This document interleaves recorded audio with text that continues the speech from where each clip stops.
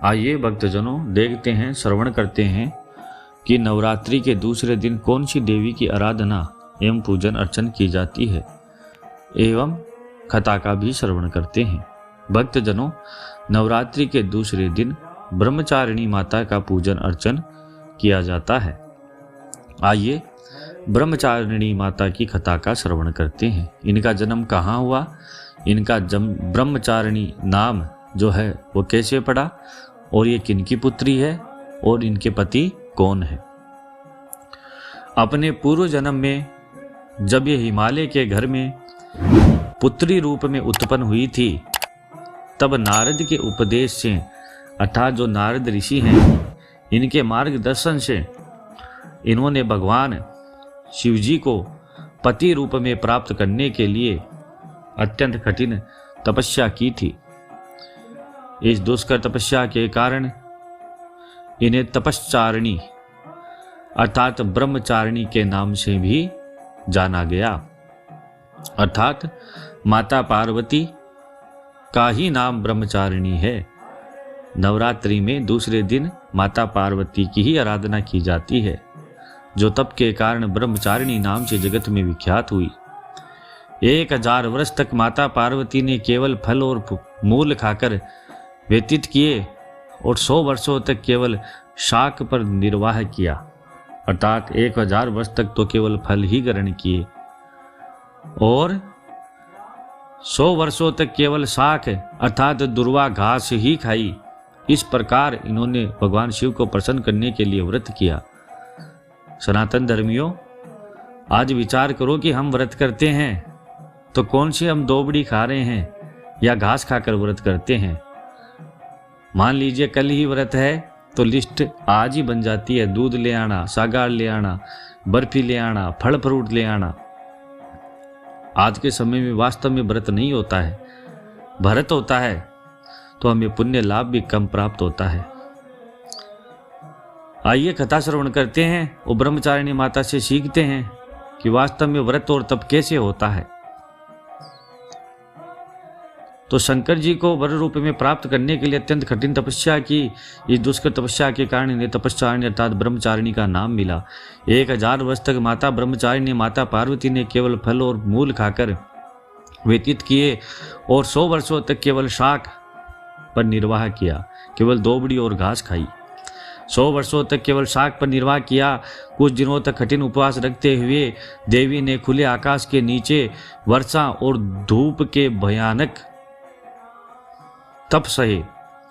इस कठिन तपस्या के पश्चात 3000 वर्षों तक केवल जमीन पर टूटकर गिरे हुए बेल पत्रों को खाकर भगवान शिव की आराधना करती रही।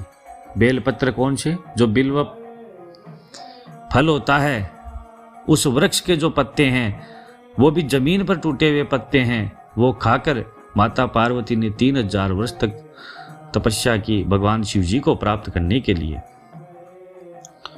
इसके बाद उन्होंने सूखे बेल पत्रों को भी खाना छोड़ दिया।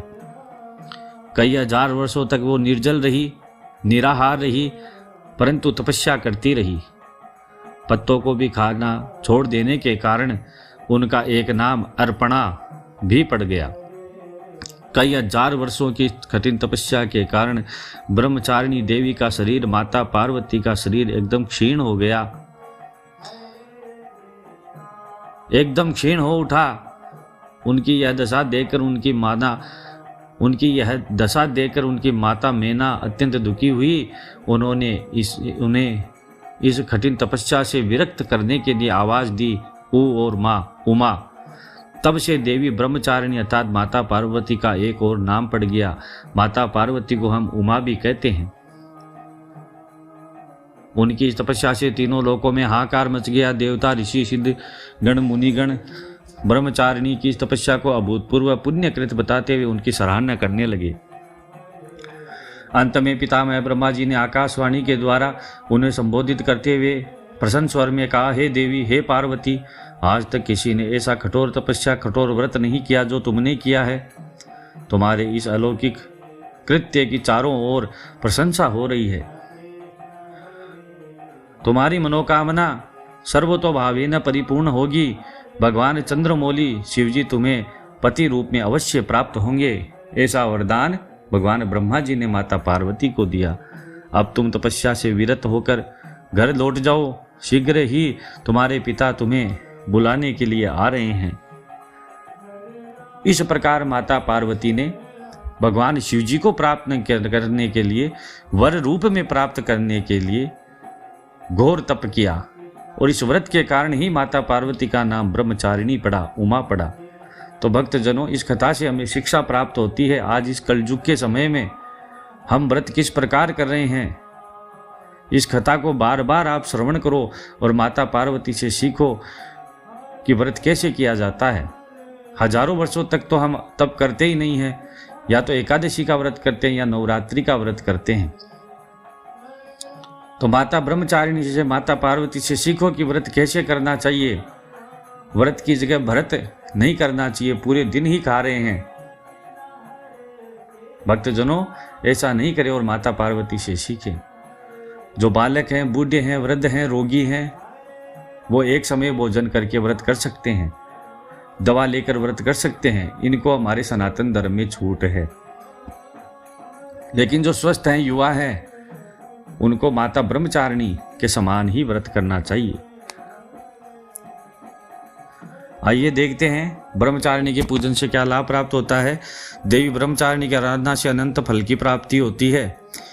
तप, त्याग, वैराग्य, सदाचार, संयम जैसे गुणों की वृद्धि होती है। जीवन के कठिन संघर्षों में भी व्यक्ति अपने कर्तव्य से विचलित नहीं होता है।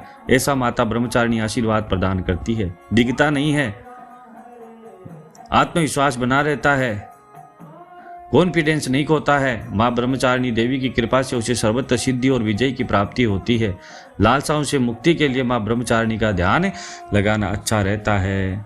तो भक्तजनों, मेरे द्वारा प्रदत्त यह जानकारी, यह कथा जो आपको श्रवण कराई गई है, यह आपको रुचिकर लगी है, अच्छी लगी है, ज्ञानवर्धक लगी है, तो मेरे इस चैनल को आप, हमारे इस चैनल को आप अवश्य सब्सक्राइब करें, बेल आइकन अवश्य दबाएं, ताकि मेरे आगे आने वाली वीडियो का नोटिफिकेशन आप सब तक आसानी से सुलभता से प्राप्त हो सके तो इस वीडियो के ऊपर ओम ब्रह्मचारिणी नमः का कमेंट लिखना बिल्कुल भी न भूलें।